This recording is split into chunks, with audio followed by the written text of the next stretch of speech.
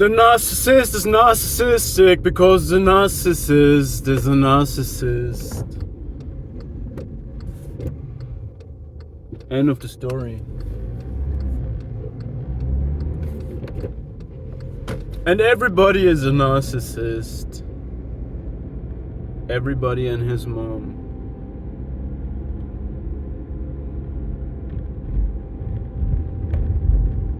And his dad. Everybody is a narcissist. Yeah, there is confusion in the world. There is division in the world. There is identity crisis in the world. I want to say no names.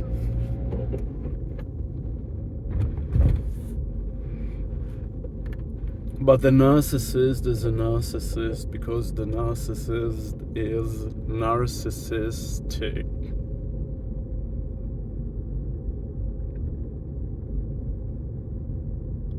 And there is a lot of division in the world. And a lot of confusion and an identity crisis. And you just had a deja vu. Haha. Yeah, or maybe I gaslit you into thinking that you have a deja vu. Or maybe I make you believe. You know, first I treat you bad. I fuck you up real cowardly. And then I make people believe that you're now aggressive and not agreeable and you have a problem, because that's gaslighting, right? So I create a pro-social image of me and I just do what's necessary and I'm just saving people and stuff like a pro-social narcissist. By the way, I already forgot what the difference is between the pro-social and the communal narcissist. But the narcissist is narcissistic because he's a narcissist. And that's pathologic and malignant and all pervasive and uncanny. And the narcissist is the grin person. When we use the concept of the grin person and the cat person, while the cat person is the psychopath, and the psychopath is a psychopath because she's a psychopath. And what's the difference between me and you? Me and you. What's the difference between me and you? You know what the difference between the psychopath and the narcissist is? The narcissist is a narcissist because he's a narcissist, and the psychopath is a psychopath because he's a psychopath. Now the difference, of course, is the psychopath is goal-oriented and has even goals besides extracting narcissistic supply. And what is narcissistic supply? The 4 I's of narcissistic supply: service, sex, supply, and safety. Yeah, of course. And the psychopath is interacting with... What? Interacting with? Instruments and obstacles. Nobody is interacting with human equal beings. Brothers and sisters, nobody. No, the psychopath is interacting with instruments on the way to get a goal, because the psychopath is in love, has a shared fantasy, is aroused, sexually aroused by the goal. The goal is so great, you know. The goal is so exciting. It's also so exciting if people show strong emotions and are competing for the psychopath and are working as intended. The instruments are working. The psychopath is aroused and excited, is smelling and licking and tasting blood when people react emotionally. And so does the narcissist, because the narcissist needs the attention. The psychopath needs the outcome, Yes, so the narcissist is a narcissist because he's a narcissist, and the difference is to the psychopath that the narcissist has impaired reality testing. The psychopath has functioning reality testing. They are so detached, they have no introject constancy, so the psychopath has no introject constancy, as well as no object constancy. They don't give a fuck about their own kids, about their husbands, about their wives, about their brothers and sisters. They don't have introject or object. It means a person is non-dimensional. A person is an instrument or an obstacle. Don't wrap your mind around this concept. That's insane, that's sick. And the narcissist has introject constancy only. It means the narcissist has a snapshot of you, has a prejudice of you in their mind, and the narcissist is locked in his mind. Therefore, the impairment with reality testing. They can't look outside their mind. They're living in their fantasy. That's why they're so competitive, avoidant, cowardly, because then the environment around them must be tailored according to the grandiosity of their self-concept, and the fantasy needs to be validated by the people around them. Therefore, the narcissist has only vulnerable, weak, dependent people around them to use them to validate their fantasy. And it doesn't matter whether they suffer, whether they're afraid of the narcissist, whether they try to please the narcissist and sacrifice their own self-agency for that. No, there is only the narcissist, and this is again something that they have in common with the psychopath. So they are very different, but very similar at the same time. So narcissist and psychopath share traits, but they are also have great differences. The same with a healthy person. A healthy person has narcissistic and psychopathic parts within them. It means we can be goal-oriented like a psychopath, and we have a self-concept based on fantasy like a narcissist. But there is a difference with a healthy person, of course, because narcissism and psychopathy are antisocial, dysfunctional, and bad for society. At the same time, they are governing our society and having a strong impact on our society. Because the leaders of tech companies, they will be more powerful than states in the future, and is already happening. So tech companies will be the most powerful players, more powerful than states, more powerful than politicians. By the way, yesterday I thought something about, a gardener or a person that is driving around, working to clean the trash of the people, cleaning the trash cans. I heard one of these hard workers saying, "Man, I'm so thankful for the politicians. The work they do must be so dirty, but somebody needs to do the job. I'm so thankful that they do it." I heard a person saying that, Yeah, politicians is the most dirty job possible. And I'm thankful that they do this for me. Yeah, so the tech companies are narcissistic themselves, and they create technology. And technology is promoting narcissism, degeneration, regression, isolation, and a grandiose sense of self. technology is reactionary, regressing, not making people more happy, not making people more intelligent, not making people more able. No. So the illusion is that science is progressive and science goes hand in hand with technology. Therefore, technology is progressive. No. Science is progressive. Technology is reactionary.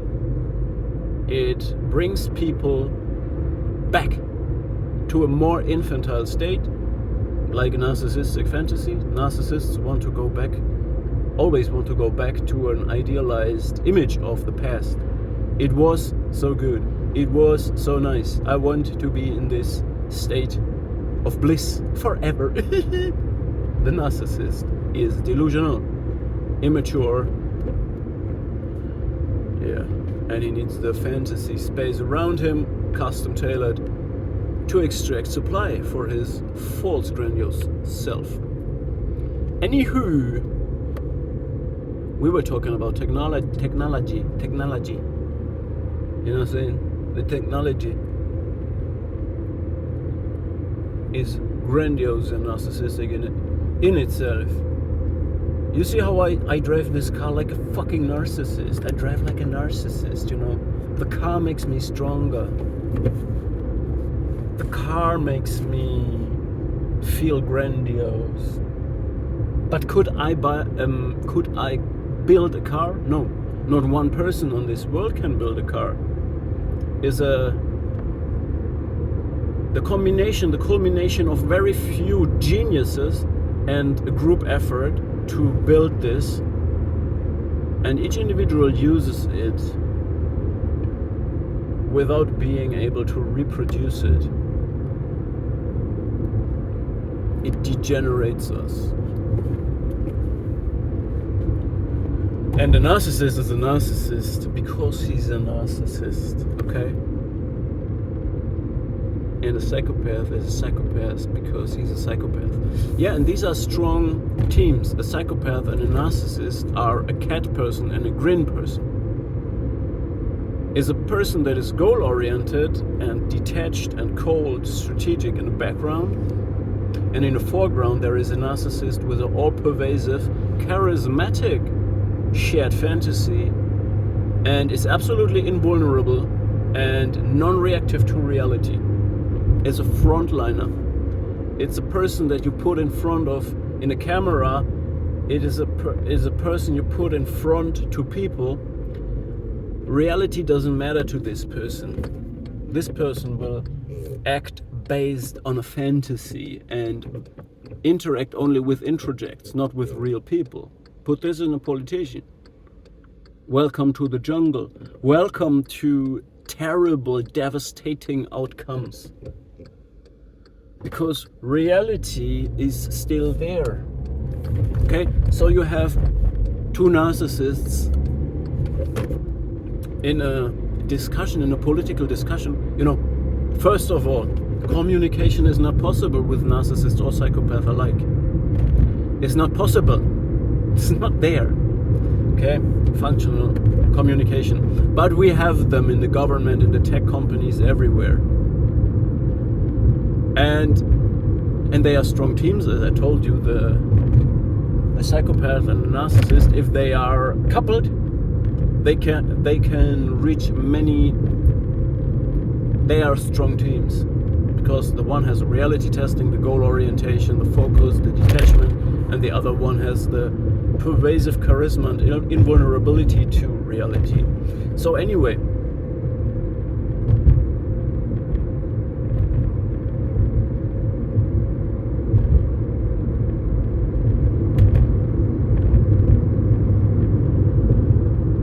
I lost it.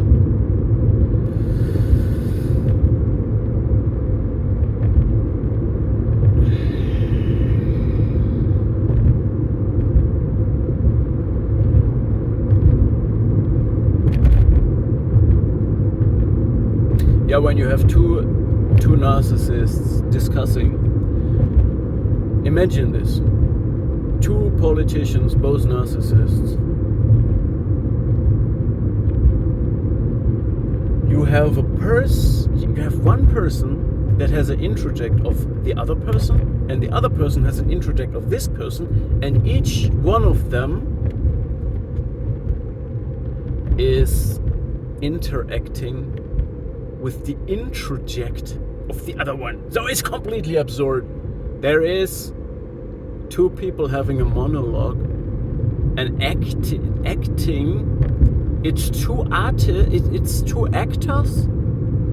acting based on a playbook, but each of them is in a different fantasy and is trying to impose and include the audience into their fantasy. So these are competitive fantasies. If you have two narcissists that are discussing as politicians, you have two people who try to project a delusional fantasy and try to make other people comply with them. Get votes, get agreeable, be validated by external sources, people. Anyhow.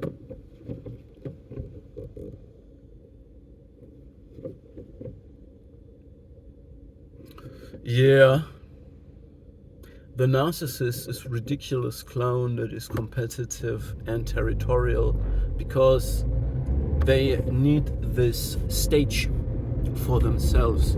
And when you see through this, when you see that they are actors, that they are not authentic, and that when you see the fragile, shaky foundation of their personality, when you see the ridiculous acting of this clown, then you spoil the soup. You spoil the soup. You spoil the fantasy. You make the self-concept of the narcissist collapse just through your existence. So this is why they get this high levels of hostility and territorial competitiveness, because they can't tolerate people who confront them with reality.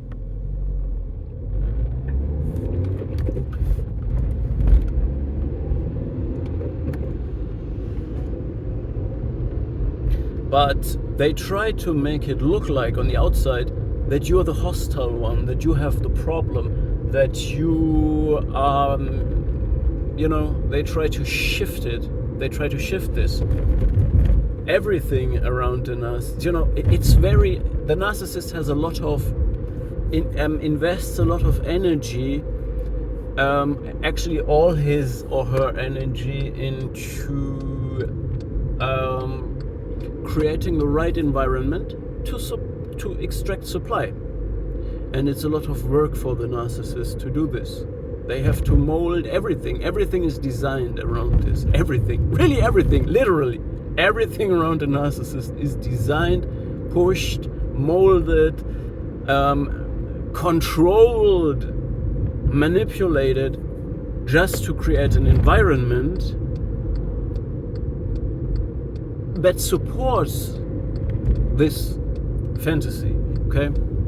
Nothing is easy, nothing is effortless, nothing comes natural. No, this is death drive. This is not life drive. This is not libido. This is scavenging. This is consuming. This is very sick. This is backwards. This is reversed life. When you spell life reverse, it means evil. The narcissist is reversed, inversed, perverted, and the narcissist is a narcissist because he's a narcissist.